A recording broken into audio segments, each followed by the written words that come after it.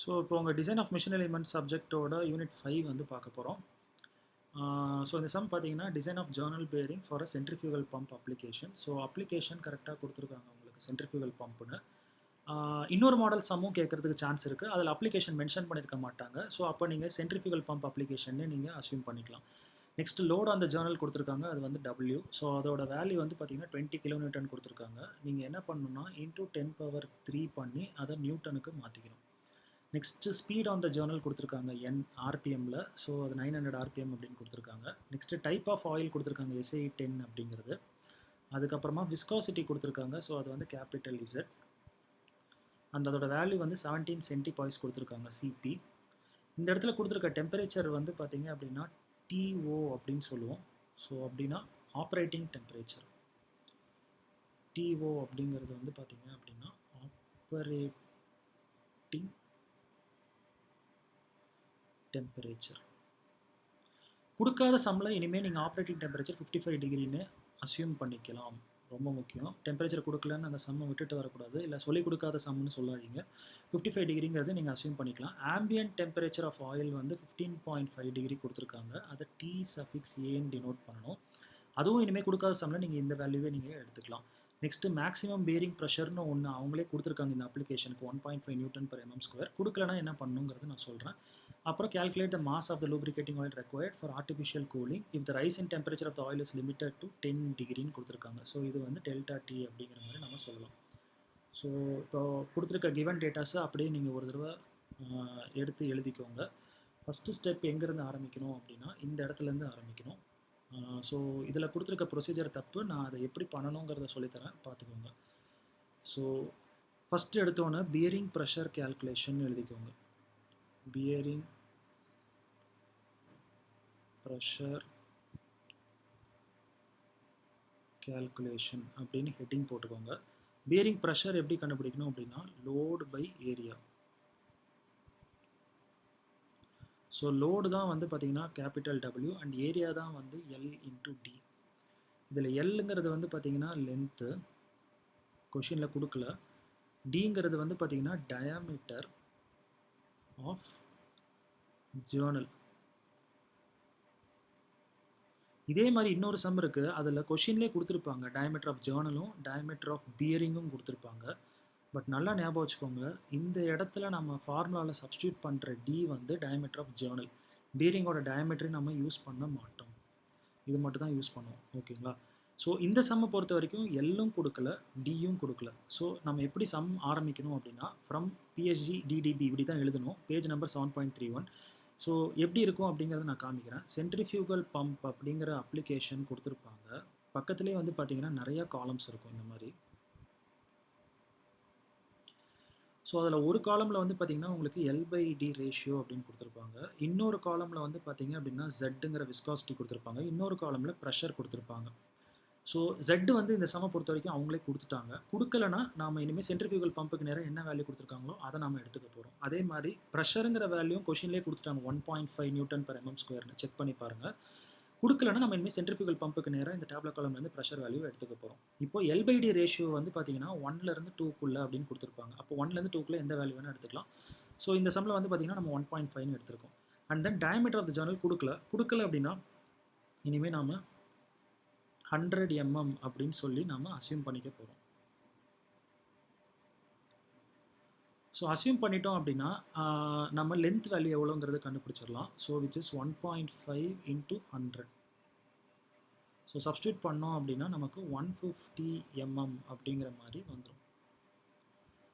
Okay, so இதெல்லாம் தூக்கி நம்ம அந்த ஃபார்முலாவில் சப்ஸ்டியூட் பண்ணணும் அப்படின்னா நமக்கு ஒரு ப்ரெஷர் கிடைக்கும். அந்த ப்ரெஷர் வந்து கொஷினில் கொடுத்துருக்கிற ப்ரெஷர் வேல்யூவை விட கம்மியாக இருக்கணும். கம்மியாக தான் வரும். கொஷினில் கொடுத்துருக்க ப்ரெஷர் வேல்யூவோட கம்மியாக வரணும். கொஷினில் ஒருவேளை ப்ரெஷர் கொடுக்கலன்னா நான் இங்கேருந்து எடுக்க சொன்னேன் டேப்லெட் காலம்லேருந்து. ஸோ டேப்லெட் காலம் வேல்யூவோட கூட கம்மியாக தான் வரணும். கம்மியாக வந்துச்சு அப்படின்னா நீங்கள் என்னென்னு போட்டுறணும்னா டிசைன் இஸ் சேஃப் அப்படின்னு போட்டுறணும். டிசைன் இஸ் சேஃப் அப்படின்னு போட்டுறணும். ஒருவேளை கம்மியாக வரலன்னா இந்த 1.5ங்கிறது 1.6 1.7 அப்படின்னு வச்சு மறுபடியும் நம்ம லென்த் வேல்யூவை மாற்றி அதுக்கப்புறமா ப்ரெஷர் கால்குலேட் பண்ணோம். கண்டிப்பாக கம்மியாக வரும். ஸோ டிசைன் சேஃபுங்கிற மாதிரி நம்ம சப்ஸ்டியூட் பண்ணிடணும். ஸோ இதுதான் ப்ரொசீஜர். இதை பார்த்துக்கணும். இதில் ஒரே ஒரு விஷயம் நோட் பண்ணோம் அப்படின்னா, சப்போஸ் கொஷினில் ப்ரெஷர் கொடுக்கல அப்படின்னா நம்ம டேபிள் காலம் வேல்யூ தான் எடுத்துகிட்டு ரெஃபரன்ஸ்க்கு. அந்த ப்ரெஷர் வந்து பார்த்தீங்க அப்படின்னா உங்களுக்கு kgf per சென்டிமீட்டர் ஸ்கொயரில் கொடுத்துருப்பாங்க டேட்டா புக்கில். நல்லா பார்த்தீங்கன்னா தெரியும். இந்த வேல்யூவை வந்து பார்த்தீங்க அப்படின்னா நாம் நியூட்டன் per mm ஸ்கொயருக்கு மாற்றணும். ஸோ அதுக்கு என்ன பண்ணணும் அப்படின்னா டிவைடட் பை 10, அதாவது டேபிள் காலம் வேல்யூவில் பார்க்குறத டிவைடட் பை 10 பண்ணோன்னா நியூட்டன் per mm ஸ்கொயருக்கு மாறிடும். அவ்வளோதான். ஸோ நெக்ஸ்ட் ஸ்டெப் வந்து பார்த்தீங்கன்னா இந்த இடத்துக்கு வந்துடுங்க. ஸோ இந்த இடத்துல வந்து பார்த்தீங்க அப்படின்னா அடுத்தது டயமெட்ரிக்கல் கிளியரன்ஸ்னு ஒன்று கண்டுபிடிக்க போகிறோம். ஸோ இது வந்து இந்த பேஜ் நம்பருக்கு போனீங்கன்னா ஒரு டேப்லெட் காலம் இருக்கும். ஒரு சைடு வந்து பார்த்தீங்கன்னா அப்ளிகேஷன் இருக்கும். இன்னொரு சைடு வந்து பார்த்தீங்கன்னா உங்கள் டயமீட்டர் ஆஃப் ஜேர்னலோட ரேஞ்ச் கொடுத்துருப்பாங்க. இப்போ ஃபார் எக்ஸாம்பிள் நம்ம 100ன்னு அஸ்யூம் பண்ணோம். ஸோ அது 90லேருந்து 150க்குள்ளே வரும். கரெக்டாக. Application centrifugal pump. நீங்கள் அதை தேடினீங்கன்னா சென்ட்ரிஃபியூகல் பம்ப் காமிக்காது. ஸோ அப்போ நீங்கள் என்ன பண்ணலான்னா மோட்டரு, ஜென்ரேட்டரு இப்படின்னு இருக்கும். அந்த இடத்த எடுத்துக்கோங்க. ஸோ அதுவும் இதுவும் எந்த இடத்துல மீட் ஆகுதுன்னு பாருங்கள். அந்த இடத்துல ஒரு ரேஞ்ச் கொடுத்துருப்பாங்க. அந்த ரேஞ்சுக்குள்ளே எந்த வேல்யூ வேணால் எடுத்துக்கலாம். ஸோ இப்போ இந்த சம்மில் வந்து 150ன்னு எடுத்திருக்காங்க. ஓகேவா? இப்போ 150ங்கிறது அவங்க கொடுத்துருக்குற அந்த ரேஞ்சுக்குள்ளே வந்திருக்கும். ஸோ இது மைக்ரானில் இருக்கும். இதை மறக்காமல் இன்டூ 10⁻³ பண்ணிக்கணும். அப்போ தான் இது எம்எம் ஆகும். இது வந்து டயமெட்ரிக்கல் கிளியரன்ஸ் சி. ஒன்ஸ் இதை கண்டுபிடிச்சதுக்கு அப்புறமா வந்து பார்த்தீங்க அப்படின்னா அடுத்த பேஜுக்கு போங்க. ஸோ அங்கே வந்து மெக்கீஸ் ஈக்குவேஷன் அப்படின்னு ஒன்று கொடுத்துருப்பாங்க. இந்த மெக்கீஸ் ஈக்குவேஷன் எதுக்கு அப்படின்னா இந்த மியூ வேல்யூ கண்டுபிடிக்கிறது. மியூ அப்படிங்கிறது வந்து coefficient of friction. Coefficient of friction. So இப்போ நமக்கு டி வேல்யூ தெரியும், சி வேல்யூ தெரியும். அதெல்லாம் அப்படியே எம்எம்லேயே சப்ஸ்டியூட் பண்ணிடலாம். ஜெட் வேல்யூ வந்து பார்த்தீங்க அப்படின்னா நமக்கு சென்டிபாய்ஸில் இருக்கும் யூஸ்வலாக. அதை மறக்காமல் இன்டூ 10⁻⁻9 போட்டுக்கோங்க. போட்டு நம்ம இந்த இடத்துல சப்ஸ்டியூட் பண்ணிக்கலாம். இந்த என் வந்து நான் முன்னாடியே சொன்ன மாதிரி ஆர்பிஎம் கேபிட்டல் என் அது. அப்புறம் பி வந்து நீங்கள் கால்குலேட் பண்ண ப்ரெஷர், அதுவும் அப்படியே சப்ஸ்டியூட் பண்ணிக்கலாம். ஒரே ஒரு பிரச்சனை என்ன அப்படின்னா இந்த இடம் இது உங்கள் டேட்டா புக்லேயே தப்பாக இருக்கும். 33.25ன்னு கொடுத்துருப்பாங்க. அது 33.25 கிடையாது, 3325ன்னு மாற்றிக்கோங்க. ஓகேவா? நெக்ஸ்ட்டு வந்து இந்த கே வேல்யூ கண்டுபிடிக்கணும். கண்டுபிடிச்சா தான் நம்ம மியூ கண்டுபிடிக்க முடியும். ஸோ அந்த கே எப்படி கண்டுபிடிக்கணும் அப்படின்னா அப்படியே இந்த ஈக்குவேஷனுக்கு கீழே வந்து பார்த்தீங்கன்னா ஒரு கிராஃப் கொடுத்துருப்பாங்க டேட்டா புக்கில். அந்த கிராஃபில் இருந்து கண்டுபிடிக்கணும். ஸோ அதை எப்படி கண்டுபிடிக்கணும்னு இப்போ நான் அடுத்த இதில் காமிக்கிறேன். ஸோ பார்த்தீங்கன்னா இந்த மாதிரி ஒரு கிராஃப் கொடுத்துருப்பாங்க. ஒரு சைடு கே வேல்யூஸ் கொடுத்துருப்பாங்க, இன்னொரு சைடு கீழே பார்த்தீங்கன்னா எல்/டி கொடுத்துருப்பாங்க. இப்படி ஒரு கர்வ் ஒன்று இருக்கும். நீங்கள் எல்/டி வந்து 1.5ன்னு அஸ்யூம் பண்ணீங்க. கரெக்டாக. ஸோ அதை கொண்டு போய் ஸ்ட்ரைட்டாக உங்களோட ஸ்கேல் யூஸ் பண்ணி பென்சிலில் இங்கே ஹிட் பண்ணுங்கள். எந்த இடத்துல ஹிட் ஆகுதோ அங்கேருந்து மறுபடியும் அப்படியே இப்படி பாருங்கள். உங்களுக்கு ரஃப்பாக ஒரு வேல்யூ வரும். மோஸ்ட்லி எல்லா ப்ராப்ளம்க்கும் இதோட ஆன்சர் வந்து 0.002ன்னு வரும். இந்த 2க்கு அப்புறம் உள்ள வேல்யூ வந்து பார்த்தீங்க அப்படின்னா நீங்கள் 1 2 3 4 5 இதில் எது வேணால் போட்டுக்கலாம். ஒரு பிரச்சனையும் கிடையாது. ஆனால் இப்படி தான் எடுத்து கண்டுபிடிச்சோம் அப்படிங்கிறத design data book page number போட்டு காமிச்சிருங்க. ஸோ இப்போ அதையும் இதில் சப்ஸ்டியூட் பண்ணிட்டோம் அப்படின்னா நமக்கு மியூ வேல்யூ வரும். இந்த மியூவோட ரேஞ்ச் எவ்வளோ இருக்குது அப்படிங்கிறத பார்த்துக்கோங்க. ரொம்ப இம்பார்ட்டன்ட். ஏன்னா உங்களுக்கு வேறு மாதிரி ஏதாவது ஆன்சர் வந்துடக்கூடாது. மியூவோட ரேஞ்ச் வந்து எப்போவுமே 0.00 ஆரம்பிக்கிற மாதிரி இருக்கும். ஓகே. ஒன்ஸ் இதை முடிச்சோன்னா அப்படியே அதே பேஜில் கீழே பாருங்கள் இந்த ஃபார்முலா இருக்கும். ஹீட் ஜென்ரேட்டட்னு போட்டு கொடுத்துருப்பாங்க. மியூ WV அப்படின்னு. மியூ வந்து கோஎஃபிஷியன்ட் ஆஃப் ஃப்ரிக்ஷன் நம்ம ஆல்ரெடி கண்டுபிடிச்சது. W வந்து பார்த்தீங்க அப்படின்னா லோடு, V வந்து ரப்பிங் வெலாசிட்டி. ஸோ அதை எப்படி கண்டுபிடிக்கணும்னா πdn/60 அப்படின்னு போட்டு கண்டுபிடிக்கணும். டயமீட்டர் வந்து நம்ம ஆல்ரெடி பார்த்தோம், 100ன்னு அஸ்யூம் பண்ணியிருந்தோம். பட் அது எம்எம்ல இருந்தது.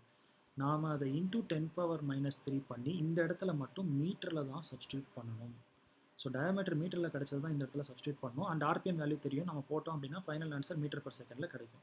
ஸோ நமக்கு மியூ தெரியும், W தெரியும், V தெரியும். எல்லாத்தையும் சப்ஸ்டியூட் பண்ணோம் அப்படின்னா ஒரு ஆன்சர் கிடைக்கும். அதான் ஹீட் ஜென்ரேஷன் வாட்ஸில் கிடைக்கும். ஓகேவா? அதே மாதிரி இங்கே W அப்படின்னு இங்கே கொடுத்துருக்கிறது வந்து லோடு. ஸோ அது வந்து நாம் வந்து நியூட்டனில் தான் சப்ஸ்டியூட் பண்ணோம். ஃபஸ்ட்டு ஸ்டெப்லேயே நம்ம அதை பண்ணிட்டோம். ஓகே. நெக்ஸ்ட்டு வந்து பார்த்தீங்க அப்படின்னா இந்த இடத்துக்கு வரும். ஸோ இதில் வந்து பார்த்தீங்க அப்படின்னா ஹீட் டிசிபேஷன் ஒரு ஃபார்முலா கீழே கொடுத்துருப்பாங்க ஹீட் ஜென்ரேட்டட் கீழே. ஸோ நமக்கு எல்லும் டியும் தெரியும். இந்த இடத்துலையும் நம்ம எம்எம்மை வந்து நம்ம மீட்டருக்கு கன்வெர்ட் பண்ணி தான் போடணும். லென்த்தும் சரி, டயமீட்டரும் சரி. ஸோ அப்போ அந்த கன்வர்ஷன் உங்களுக்கு தெரியும், இன்டூ 10⁻³ நெக்ஸ்ட்டு வந்து இங்கே பார்க்குற கே வேறு, நம்ம மெக்கீஸ் ஈக்குவேஷனில் கே கிராஃப்லேருந்து கண்டுபிடிச்சது வேறு. ஸோ இந்த கே எப்படி பண்ணணும் அப்படின்னா இதுக்கு பக்கத்து பேஜில் அப்படியே பாருங்கள். இந்த ஓரத்தில் கொடுத்துருப்பாங்க ஸ்டில் ஏர்னு ஒன்று கொடுத்துருப்பாங்க. லைட் வென்டிலேஷன் அப்படிங்கிற மாதிரி கொடுத்துருப்பாங்க. 2 வேல்யூ கொடுத்துருப்பாங்க, நீங்கள் பார்த்தீங்கன்னா தெரியும். 437 773ங்கிற மாதிரி 2 கொடுத்துருப்பாங்க. இது ரெண்டுமே உங்கள் டேட்டா புக்கில் தப்பு. ஆக்சுவலாக இதோட வேல்யூ 0.437, இது 0.773. ஸோ இதை மாற்றிக்கோங்க. ஆனால் என்ன அசியூம் பண்ணுறீங்கிறத டேட்டா புக்கில் அந்த பேஜ் நம்பர்லேருந்து எடுத்ததாக எழுதிக்கோங்க. ஸோ இப்போ நமக்கு எல்லாமே தெரியும், இந்த டெல்டா டி மட்டும் வேணும். இந்த டெல்டா டி பார்த்த உடனே கொஷினில் கொடுத்துருக்கிற அந்த ரைசிங் டெம்பரேச்சர் 10 டிகிரி போட்டுறாதீங்க. இந்த டெல்டா டி எப்படி கண்டுபிடிக்கணும்னா ½ into operating temperature minus ambient temperature. Operating temperature கொஷனில் கொடுத்துருக்காங்க, ஆம்பியன்ட் டெம்பரேச்சரும் கொஷனில் கொடுத்துருக்காங்க. கொடுக்காத கொஷனில் இனிமேல் நம்ம இந்த வேல்யூ தான் அசியூம் பண்ணிக்க போகிறோம். ஸோ எப்போவுமே இந்த ஆன்சர் வந்துடும் உங்களுக்கு. ஸோ ஒருவேளை வேறு ஏதாவது கொடுத்துருந்தாங்கன்னா அந்த வேல்யூ நம்ம எடுத்து போட்டு பண்ணிக்க போகிறோம். ஸோ அதை நம்ம இங்கே சப்ஸ்டியூட் பண்ணோன்னா ஹீட் டிசிபேஷன் கிடச்சிரும். அதுவும் வாட்ஸ்லேயே வந்துடும். ஹீட் டிசிபேஷன் ஆன்சரும் பாருங்கள், ஹீட் ஜென்ரேஷன் ஆன்சரும் பாருங்கள், சம்மந்தமே இருக்காது. ஹீட் ஜென்ரேஷன் தான் அதிகமாக வரணும், ஹீட் டிசிபேஷன் கம்மியாக தான் வரணும். அப்படி வரலைன்னா ஏதோ தப்பு பண்ணியிருக்கீங்க அப்படிங்கிற மாதிரி அர்த்தம். நெக்ஸ்ட்டு ஃபைனல் ஸ்டெப் வந்து பார்த்தீங்க அப்படின்னா ஆர்டிஃபிஷியல் கூலிங் அப்படின்னு ஹெட்டிங் போட்டுக்கோங்க.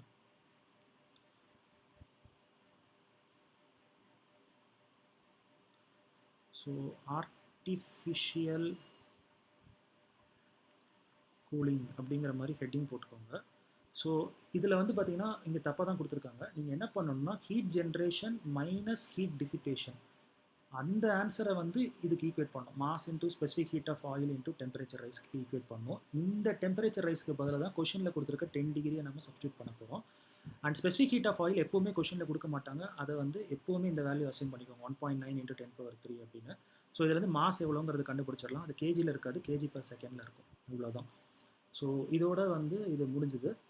அண்ட் ஃபைனலாக வந்து ஒருவேளை SI10 ஆயில் பற்றி எதுவும் கொடுக்கல அப்படின்னா எப்படி கண்டுபிடிக்கணும்னு சொல்கிறேன். நீங்கள் உங்கள் பிஹெச்டி டிசைன் டேட்டா புக்லேயே பார்த்தீங்க அப்படின்னா இன்னொரு கிராஃப் கொடுத்துருப்பாங்க. ஆப்ரேட்டிங் டெம்பரேச்சர் ஒரு சைடும் Z வேல்யூவும் கொடுத்துருப்பாங்க. ஸோ இந்த மாதிரி கிராஸ் லைன்ஸ் வந்து கொடுத்துருப்பாங்க. ஸோ இதிலேயே எழுதியிருப்பாங்க 10, 12, 14, 16 அந்த மாதிரி. ஓகேவா? ஆப்ரேட்டிங் டெம்பரேச்சர் நம்ம 55 டிகிரி இந்த சம்மில் பார்த்தோம். கொடுக்காத பட்சத்துலேயும் நம்ம 55 தான் அசைன் பண்ணிக்க போகிறோம். Z வேல்யூ ஏதாவது ஒன்று நம்ம கொஷின்லேயே கொடுத்துருப்பாங்க, இல்லைனா அந்த டேப்லெட் காலம்லேருந்து எடுத்திருப்போம். ஒரு எக்ஸாம்பிளுக்கு சொல்கிறேன், 20 centipoisன்னு வச்சுப்போம் டேப்லெட் காலம்லேருந்து. இப்போ இங்கேருந்து ஒரு ஸ்ட்ரெயிட் லைன் ட்ரா பண்ணணும், இங்கேருந்து ஒரு ஸ்ட்ரெயிட் லைன் ட்ரா பண்ணணும். இது ரெண்டு எங்கே மீட் ஆகுதுன்னு பார்க்கணும். இந்த இடத்துல மீட் ஆகுது. இதுக்கு பக்கத்தில் உள்ள லைன் எது அப்படின்னு பார்த்தீங்கன்னா இதுதான். ஸோ அப்போ SI10 ஆயில் இஸ் செலக்டட் அப்படிங்கிற மாதிரி எடுத்து எழுதிக்கலாம். அவ்வளோதான். ஸோ இதோட இந்த இது வந்து பார்த்தீங்க அப்படின்னா முடிஞ்சது. ஸோ இதில் ஏதாவது டவுட்ஸ் இருந்ததுன்னா நோட் பண்ணி வைங்க. நீங்கள் பேரலாக ஒரு நோட் பென் எடுத்து இந்த சம்மை அப்படியே போட்டு பார்த்துருங்க. உங்கள் லோக்கல் ஆத்தர் டிசைன் டேட்டா இது design of machine elements book வச்சுருந்தீங்கன்னா அதிலே ரெஃபர் பண்ணி பாருங்கள். இந்த ப்ராப்ளம் வந்து இருக்கும். டவுட் இருக்கிறத வந்து என்கிட்ட கேளுங்க. நெக்ஸ்ட் வீடியோவில் நம்ம இது பண்ணலாம், இதை பற்றி டிஸ்கஸ் பண்ணலாம். தேங்க்யூ.